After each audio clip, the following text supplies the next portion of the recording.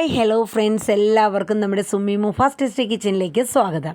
അപ്പം നമ്മുടെ നാളത്തെ മഴതോറും മുമ്പേ സീരിയലിൻ്റെ പുതിയ വിശേഷങ്ങൾ കേട്ടാലോ. അങ്ങനെ നമ്മുടെ അലീനയെ സ്റ്റേഷനിലേക്ക് കൊണ്ടുവന്നിട്ടുണ്ട്. അപ്പോൾ CI ക്വസ്റ്റ്യൻ ചെയ്യലൊക്കെ തുടങ്ങിയിട്ടുണ്ട്.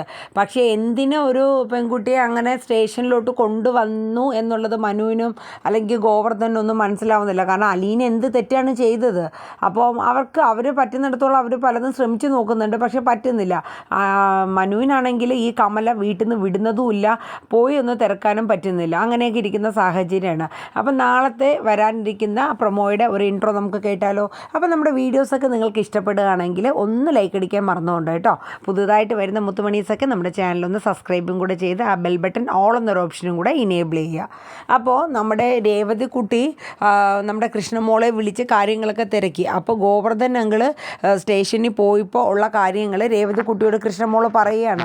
അതായത് ഒന്ന് കാണാൻ പോലും അനുവദിച്ചില്ല, വേണമെങ്കിൽ ഒരു 5ാം പ്രതിയാക്കി അലീനയുടെ പേര് ഞങ്ങളാക്കും എന്നൊരു ഭീഷണിയൊക്കെയാണ് പോലീസുകാർ പറയുന്നത്. എന്തോ ഒരു പക പോലെ ആ ഒരു രീതിയിലാണ് അവരുടെ സംസാരം.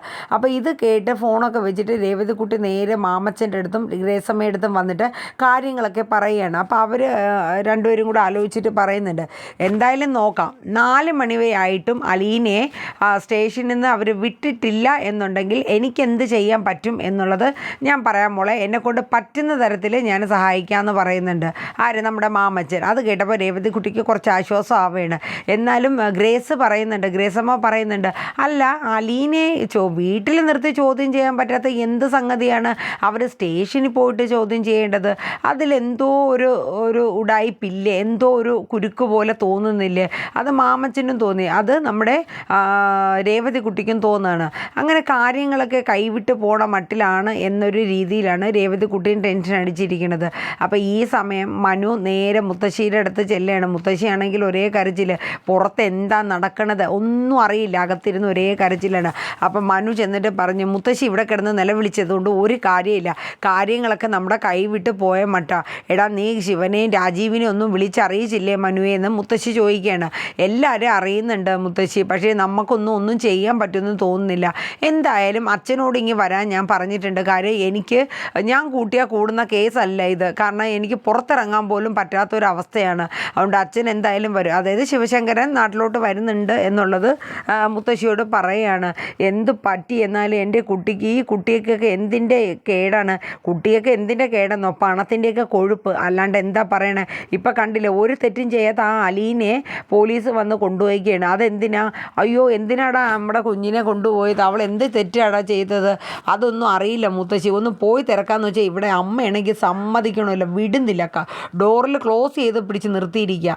എന്ത് ചെയ്യാനാ? അവൾ ഒരു തെറ്റും ചെയ്തിട്ടില്ല. ആ പാവത്തിന് എന്തിനാ കൊണ്ടുപോയിക്കണേന്ന്? അല്ല, ഞാൻ ഗോവർദ്ധൻ അങ്കിളിനെ വിളിച്ചിട്ടുണ്ട്, പക്ഷേ അയാൾക്കും ഒന്ന് കാണാനും പോലും പോലീസുകാർ സമ്മതിക്കുന്നില്ല. അപ്പോൾ ഞാൻ എന്തായാലും പോട്ടെ, ഇനി അമ്മയുടെ വാക്കും കേട്ടൊന്നും വീട്ടിനകത്തിരുന്ന കാര്യങ്ങൾ നടക്കൂല എന്ന് പറഞ്ഞ് മനു മുത്തശ്ശിയോട് പറഞ്ഞിട്ട് പോവാണ്. ഇതൊക്കെ ഓർത്ത് മുത്തശ്ശിക്ക് ആകെ ടെൻഷനും ആദ്യം കൂടിയിട്ട് വല്ലാണ്ട് കിടന്ന് ഇഷ്ടപ്പെട്ട് കരയാണ് കേട്ടോ. കാര്യം എന്ന് വെച്ചാൽ മക്കളും ഒക്കെ ആണെങ്കിൽ ഒരു സ്വസ്ഥത ഇല്ലാത്തൊരു ജീവിതം തന്നെയാണ്. മോൾ ആശുപത്രിയിൽ, മോളുടെ ഭർത്താവ് ആശുപത്രിയിൽ, 2 ചെറുമക്കൾ ജയിലിൽ, ആകെ ഒരു ഇതും കിട്ടുന്നില്ല, എന്ത് ചെയ്യും എന്നൊന്നും അറിയില്ല. അങ്ങനെ മുത്തശ്ശി കിടന്ന് സങ്കടപ്പെടുകയാണ് കേട്ടോ. അപ്പോൾ ഈ സമയം നമ്മുടെ മനു കമലേനെ എതിർത്ത് സ്റ്റേഷനിലോട്ടൊക്കെ ചെല്ലുകയാണ് കേട്ടോ. അപ്പോൾ ഈ സ്റ്റേഷനിൽ ചെല്ലുന്ന സമയത്ത് കയറ്റിയൊന്നും വിടുന്നില്ല. അപ്പോൾ ഈ സമയം അലീനെ CI ചോദ്യം ചെയ്തുകൊണ്ടിരിക്കുകയാണ്, പല കാര്യങ്ങളും ചോദിക്കുന്നുണ്ട്. നീ ഓർഫണാണോ എന്ന് ചോദിച്ചു. അതെ, ഞാൻ അനാഥയായിട്ട് വളർന്നതാണ്. നീ ഇവിടെ ജോലിക്കാരിയായി വന്നിട്ട് ഇപ്പം നീ അവിടുത്തെ ഓൾനോൾ ആണല്ലോ എന്ന് പറയുന്നുണ്ട്. അത് സാറേ, ഇപ്പോൾ എല്ലാ കാര്യങ്ങളും ഞാൻ തന്നെയാണ് നോക്കുന്നത്. എന്തായാലും നീ ആളൊട്ടും മോശക്കാരിയല്ല, അതുകൊണ്ടല്ലേ ജോലിക്കാരിയായി വന്ന നീ ഇപ്പോൾ വീട്ടുകാരിയായിട്ട് നിൽക്കുന്നത്. അവിടുത്തെ വീട്ടമ്മ ഇപ്പം ദേ ആശുപത്രിയിലും കിടക്കുന്നുണ്ട്. അതിന് ഞാനൊന്നും ഉത്തരവാദിയല്ല സാറേ, എനിക്കറിയില്ല. അപ്പോൾ നീയും ബാലചന്ദ്രനുമായിട്ട് എങ്ങനെയാണ് അടുപ്പം എന്ന് ചോദിക്കുന്നുണ്ട്. എനിക്ക് അച്ഛൻ്റെ സ്ഥാനമാണ്. അച്ഛനോ? ഇപ്പോൾ അങ്ങനെയൊക്കെ ആയോ? കൊള്ളാം, ആൾക്കാരെ കണ്ണിൽ പൊടിയിടാൻ ഇത് നല്ലത്. അല്ല സാർ എന്താണ് ഉദ്ദേശിക്കുന്നത്? അലീനയും ഒട്ടും വിട്ടുകൊടുക്കുന്നില്ല. അയാളെ ചില മോശപ്പെട്ട ചോദ്യങ്ങൾക്ക് ആ രീതിയിൽ തന്നെയാണ് അലീന മറുപടി കൊടുക്കുന്നത്. ആട്ടെ, നിന്നെ നെടുമ്പുരയ്ക്കൽ വീട്ടിൽ വീട്ടിൽ വെച്ച് ഈ ഹരിയും രോഹിത്ത് നിന്നെ എപ്പോഴെങ്കിലും ലൈംഗികമായി ചൂഷണം ചെയ്തിട്ടുണ്ടോ എന്നൊക്കെ ചോദിക്കുന്നുണ്ട്. അപ്പോൾ അലീന പറയും അങ്ങനൊരു സംഭവം ഉണ്ടായിട്ടില്ല. അപ്പോൾ സിയെ ചോദിക്കുന്നുണ്ട്, പോലീസുകാരെ കണ്ണിൽ നീ അന്ന് കത്രിക കൊണ്ട് കയറി എന്നൊക്കെ പറഞ്ഞ് കണ്ണിൽ പൊടിയിട്ടു, പക്ഷേ അതൊന്നും ഇവിടെ നടക്കൂല മോളെ, നീ ഉള്ള സത്യം ഉള്ളതുപോലെ പറഞ്ഞില്ലെങ്കിൽ വിഷയങ്ങൾ മാറും എന്നൊക്കെ പറഞ്ഞ് അലീനയെ ഭീഷണിപ്പെടുത്തണം. പക്ഷേ അലീനയും വിട്ടൊന്നും കൊടുക്കുന്നില്ല. അലീന പറഞ്ഞു അങ്ങനെ ഒരു സംഭവം ഉണ്ടായിട്ടില്ല, അവരെന്നെ ഒരു രീതിയിലും ചൂഷണം ചെയ്തിട്ടില്ല എന്ന് അലീന തറപ്പിച്ച് എന്നെ പറയണം കേട്ടോ. പക്ഷേ അയാളെ ചോദ്യങ്ങൾക്ക് ഒരു തരം വൃത്തികെട്ട ഒരു അശ്ലീലമായിട്ടുള്ള ചോദ്യങ്ങളും ഒരു നോട്ടവും ഒക്കെയാണ് അലീനയ്ക്ക് ഫീൽ ചെയ്യുന്നത് കേട്ടോ. എന്തായാലും അലീന പറയുന്നുണ്ട്, ഞാനൊരു തെറ്റും ചെയ്തിട്ടില്ല, പിന്നെ എന്തിനാണ് സാർ എന്നെ ഇവിടെ പിടിച്ച് നിർത്തിയിരിക്കുന്നത്, തെറ്റ് ചെയ്തിട്ടുണ്ടോ ഇല്ലയോ എന്നൊക്കെ ഞങ്ങൾ തീരുമാനിക്കുമെന്ന് പറയുന്നുണ്ട്. അതേസമയം നമ്മുടെ മനു ഗോവർദ്ധനെ വിളിച്ചിട്ട് നേരെ സ്റ്റേഷനിൽ വന്നല്ലോ. അപ്പോൾ ഗോവർദ്ധന പറഞ്ഞു, എന്തായാലും നമ്മളിവിടെ വന്നിട്ട് കാര്യമില്ല, നടേശൻ എന്ന് പറഞ്ഞ ആളിനെ പരിചയമുണ്ട്, പക്ഷേ അയാൾ ഒരു പരിചയം പോലും ഭാവിക്കുന്നില്ല, നമ്മളെ കൈവിട്ട കേസാണ് മനു എന്ന് പറഞ്ഞിട്ട് ഞാൻ ഇവിടെ നിന്നിട്ടും കാര്യമില്ല എന്ന് പറഞ്ഞ് ഗോവർദ്ധന അവിടെ നിന്ന് പോയായിരുന്നു. ആ സമയത്താണ് നമ്മുടെ മനു സ്റ്റേഷനിലോട്ട് എത്തുന്നത്. അപ്പോൾ സ്റ്റേഷനിലെത്തി അവിടുത്തെ കോൺസ്റ്റബിളുമായിട്ട് മനു കാര്യങ്ങളൊക്കെ ചോദിക്കുകയാണ്. ഇങ്ങനെ അലീന എന്ന് പറഞ്ഞ് പെൺകുട്ടിയെ കൊണ്ടുവന്നിട്ടുണ്ട്, എൻ്റെ കസിനാണ്, എന്തിനാണ് സാർ അവളെ ഇങ്ങനെ ഇവിടെ നിങ്ങൾ പിടിച്ചേക്കുന്നത്, അവൾ എന്നെ വല്ല പ്രതിയാണോ, അതോ അവൾ വല്ല തെറ്റ് ചെയ്തോ അവളെ ഇങ്ങനെ പിടിച്ച് വയ്ക്കാനായിട്ട് എന്ന് പറഞ്ഞിട്ട് മനു അവിടെ ചെറിയ പ്രശ്നങ്ങൾ ഉണ്ടാക്കണം. അപ്പോൾ എസ് ഐ കടന്നു വരെയാണ് ഇവിടുത്തെ ഈ പ്രശ്നം സൗണ്ട് കേട്ട്. അപ്പോൾ എസ് ഐയോട് മനു പറഞ്ഞു, അല്ല സാർ ഈ അലീന എന്ന് പറഞ്ഞ പെൺകുട്ടി എൻ്റെ കസിനാണ്, എന്തിനാണ് ആ കുട്ടിയെ ഇവിടെ പിടിച്ചു വെച്ചിരിക്കുന്നത്, അവൾ എന്ത് തെറ്റാണ് ചെയ്തത്, അവളെന്നെ വല്ല പ്രതിയാണോ നിങ്ങൾ അറസ്റ്റ് ചെയ്ത് വെക്കാൻ, പ്രതിയാണോ അല്ലയോ എന്നൊക്കെ ഞങ്ങൾ തീരുമാനിച്ചോളാം, ഇയാൾ ഇടപെടേണ്ട കാര്യങ്ങളില്ല, ഇയാൾ ഹരിയുടെ ചേട്ടനാണോ എന്ന് ചോദിക്കുമ്പോൾ നീയും അതിൽ പങ്കാളിയാണോടാന്നൊക്കെ ചോദിച്ചിട്ട് ആ എസ് ഐ മോശമായ രീതിയിലൊക്കെ മനുവിനോട് സംസാരിക്കുകയാണ്. അപ്പോൾ ആ സമയം മനു പറഞ്ഞു, സാർ ആവശ്യമില്ലാത്തതൊന്നും പറയില്ല, എനിക്ക് ഈ ഇതുമായിട്ട് യാതൊരുവിധ ബന്ധവുമില്ല, ഞാനിപ്പോൾ അലീന എന്ന് പറഞ്ഞ എൻ്റെ കസിൻ്റെ കാര്യം ചോദിക്കാനാണ് വന്നത്, അവിടെ 3 പെൺകുട്ടികൾ മാത്രമേ ഉള്ളൂ ആ വീട്ടിൽ, അവരുടെ അച്ഛനാണെങ്കിൽ എൻ്റെ അങ്കിള് ഹോസ്പിറ്റലുമാണ്, അപ്പോൾ എനിക്ക് എൻ്റേതായ ഉത്തരവാദിത്വമുണ്ട്, സാർ എന്തിനാണ് ആ അലീനെ അവിടെ പിടിച്ചു വെച്ചേക്കുന്നത്, എന്ത് ക്വസ്റ്റ്യൻ ചെയ്യാനാണ്, അവൾ എന്ത് തെറ്റാണ് ചെയ്തതെന്നൊക്കെ ചോദിച്ച് മനു തട്ടി കയറുകയാണ് കേട്ടോ. അവസാനം എസ് ഐ എന്ത് ചെയ്ത് അടുക്കുന്നില്ല, ഇയാൾ പോകുന്നു പറഞ്ഞ് മനുവിനെ ആട്ടി ഇറക്കുന്ന കണക്കാണ് ഇറക്കുന്നത്. അപ്പോഴേക്കും മനു നേരെ നമ്മുടെ ഗോവർദ്ധനെ വിളിക്കുകയാണ്. വിളിച്ചിട്ട് മനു പറയുന്നുണ്ട്, അങ്കിളെ നമ്മൾ ഉദ്ദേശിക്കുന്ന ലെവലല്ല, ഒരു വക്കീൽ എന്തായാലും വേണം, വക്കീലുണ്ടെങ്കിൽ നമുക്ക് അകത്തോട്ട് കയറാൻ പറ്റുള്ളൂ, കാര്യം എന്ന് വെച്ചാൽ എന്തിനാ ഒരു പെൺകുട്ടിയെ പിടിച്ചുകൊണ്ട് പോയതെന്നും അതിൻ്റെ പിന്നിൽ എന്താണ് കാര്യമെന്നുള്ളതും നമുക്ക് അറിയണമല്ലോ. അങ്ങനെ മനു പറഞ്ഞ് ഗോവർദ്ധന ഒരു വക്കീലുമായിട്ടൊക്കെ സ്റ്റേഷനിൽ വരുന്നുണ്ട്. ഇതിനിടയിൽ വേറൊരു സംഭവം കൂടെ ഉണ്ട്. നമ്മുടെ പിന്നെ വൈജയന്തി ആണെങ്കിൽ ഹോസ്പിറ്റലിനകത്തിരുന്ന് ആകെ വീർപ്പ് മുട്ടയാണ്, രോഹിത്തിൻ്റെ കാര്യങ്ങളൊന്നും അറിയാനും പറ്റുന്നില്ല, എന്തായി ഒന്നൊന്നും അറിയില്ല. അങ്ങനെ രാജീവിനെ വിളിക്കുകയാണ്. അപ്പോൾ രാജീവിനെ വിളിച്ചിട്ട് പറഞ്ഞു, പിന്നെ രാജീവയുടെ രോഹിത്തിൻ്റെയും ഹരിയുടെയും കാര്യങ്ങൾക്ക് എന്തെങ്കിലും തീരുമാനമാകുമോ എന്നൊക്കെ ചോദിക്കുകയാണ്.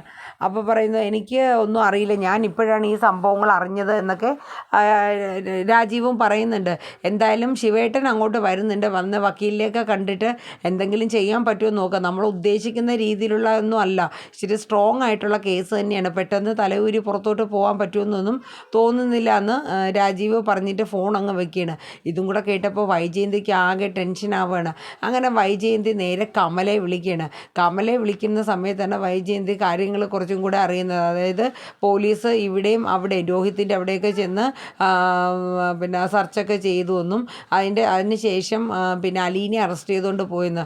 അപ്പം വൈജയ്ക്ക് അതെന്തിനാ അവളെ അറസ്റ്റ് ചെയ്തുകൊണ്ട് പോയത്, ആർക്കറിയാം എന്തിനാണെന്ന്, ഇനിയിപ്പോൾ അവളെ വായിന്ന് എന്തെങ്കിലും കിട്ടിയാൽ ഈ പിള്ളേർക്ക് രണ്ടുപേർക്കും പണിയാണ്, കാര്യം അവളെ എന്തെങ്കിലും ചെയ്തു എന്നും പറഞ്ഞ് അവൾ മൊഴി വല്ലതും കൊടുക്കുകയാണെങ്കിൽ കേസ് പിന്നെയും ബലക്കും എന്നൊക്കെ പറഞ്ഞിട്ട് കമല വൈജയനെ ടെൻഷൻ എടുപ്പിക്കുകയാണ്.